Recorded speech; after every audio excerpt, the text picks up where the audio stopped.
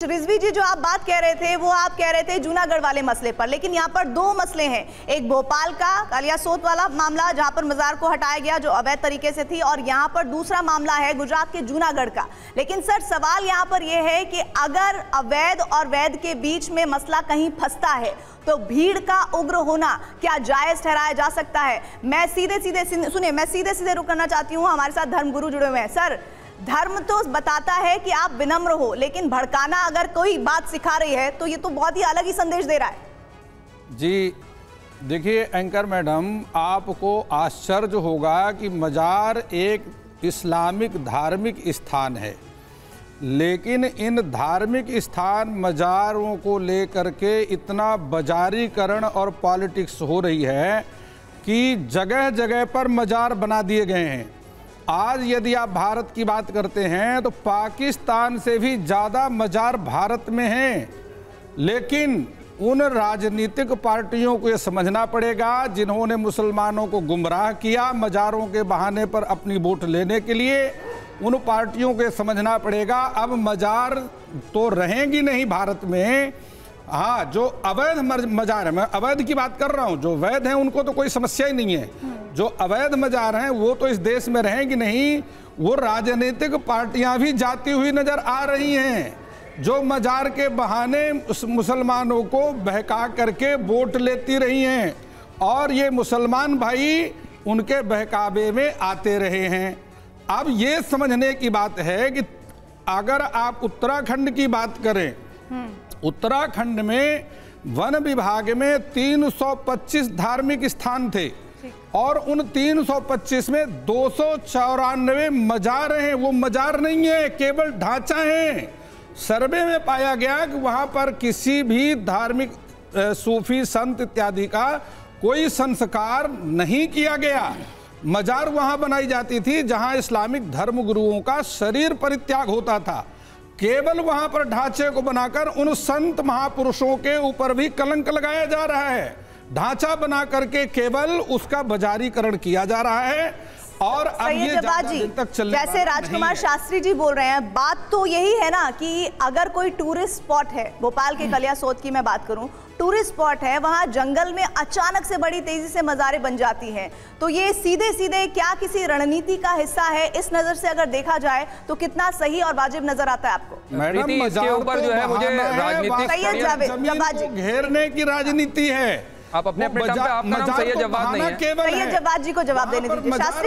शास्त्री जी, सरकारी जमीन को घेरा जा रहा है। हाँ, यही सवाल भी है मेरा उनसे, जवाब दीजिए। सैयद जवाद नहीं, देखिए क्या है इसके पीछे का मुझे राजनीतिक पसमंजर ज्यादा नजर आ रहा है, क्योंकि मुझे पता है मध्य प्रदेश के अंदर भी चुनाव है, उसके बाद छत्तीसगढ़ के अंदर चुनाव है, राजस्थान के अंदर भी चुनाव है। जिस तरीके से भारतीय जनता पार्टी की डबल इंजन की सरकारें हैं, वो अपना सरकार का फेलियर नहीं मान रही है। आप क्यों नहीं कह रहे हैं कि इंटेलिजेंस का फेलियर है? आप बार बार दिखा रहे हैं इस चीज को लेकर के इंटेलिजेंस का बहुत बड़ा फेलियर है। उसका मैं आपको एग्जांपल देता हूं।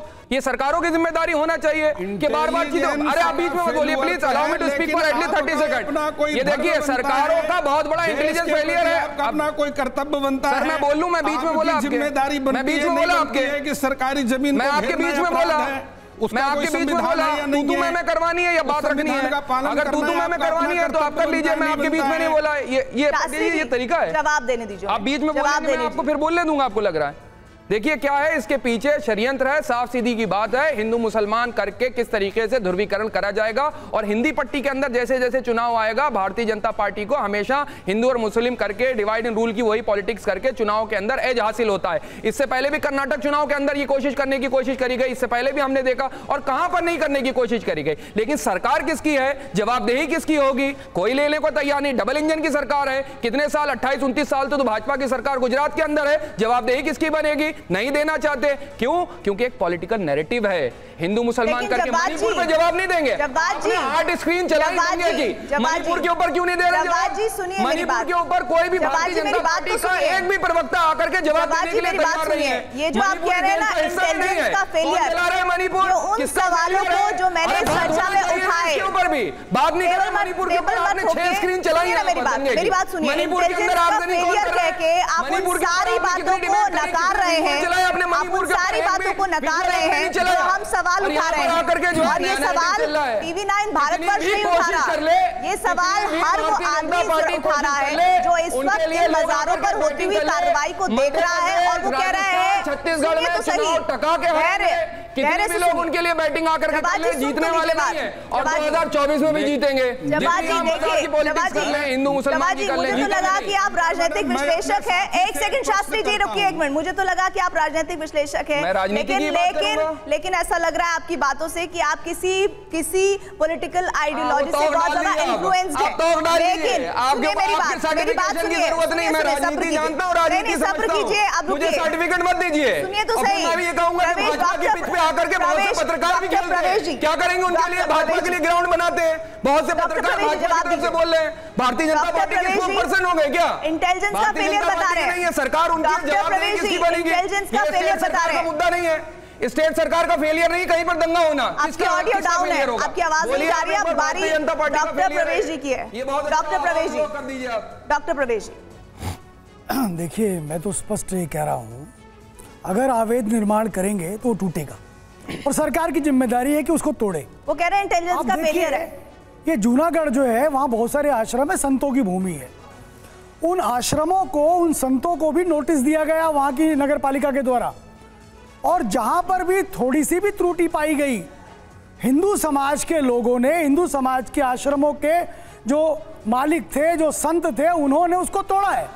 मान लो कहीं पर 200-400 गज का उनका आश्रम था और उसमें अगर उन्होंने 100 फीट भी आगे बढ़ा लिया, 10 फीट भी बढ़ा लिया, तो नोटिस मिलने के बाद उसको तोड़ा है। उन्होंने पूरी बैठक करी है जूनागढ़ के अंदर, और बैठक करने के बाद ये निर्णय लिया कि जो सरकार हमें आदेश कर रही है हम उसको मानना है। ये हिंदू समाज है।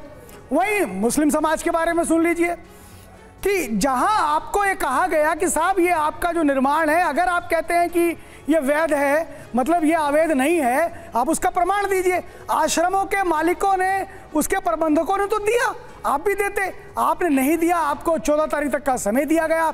उसके बाद जब पुलिस वहां पहुंची एक दस्ते के साथ, तो आप कर क्या रहे?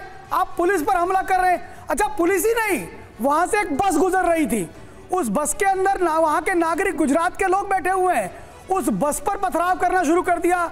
अरे आप ये सोचिए, विश्व हिंदू परिषद जूनागढ़ के जो प्रमुख रहे, पुराने प्रमुख, वो उनका भतीजा उस बस में जा रहा था, उसको पत्थर लगा और उस पत्थर से उसकी मृत्यु हो गई।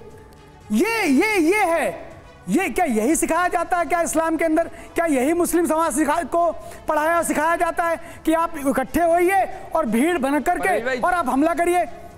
जवाब साहब, आप देखिए कि पुलिस पर हमला किया, आम नागरिकों पे हमला किया, 5 से ज्यादा पुलिस वाले जख्मी हुए, जिसमें डिप्टी एसपी रैंक के लोग हैं। उसके बाद भी मणिपुर में हिंसा हुई। कितने मणिपुर पर बात करेंगे, मणिपुर के ऊपर कोई भी भारतीय जनता पार्टी का जवाब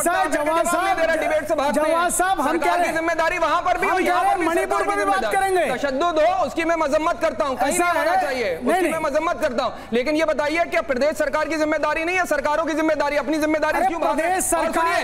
सुनिए परवेश भाई, आपको याद दिलाता हूँ, यही राजस्थान के अंदर एक अवैध मंदिर का निर्माण के ऊपर हो रहा था। गहलोत सरकार ने जब उसका नोटिस दिया, तमाम हिंदू संगठनों ने विरोध करा आकर के, और गहलोत सरकार को यह बताने की कोशिश करेगी हिंदू विरोधी सरकार है। क्या नहीं हुआ वहां पर?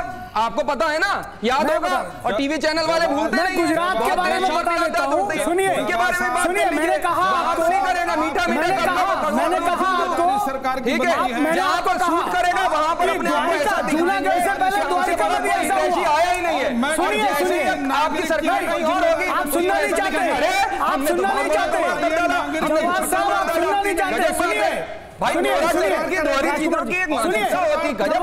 इसका विरोध ऐसा है, जूनागढ़ से पहले द्वारिका में भी हुआ। आप लोग जानते हैं, आप लोगों में से किसी की आवाज हमारे व्यूअर्स को समझ नहीं आ रही है। आप लोगों में से किसी की आवाज हमारे व्यूअर्स को नहीं समझ आ रही है।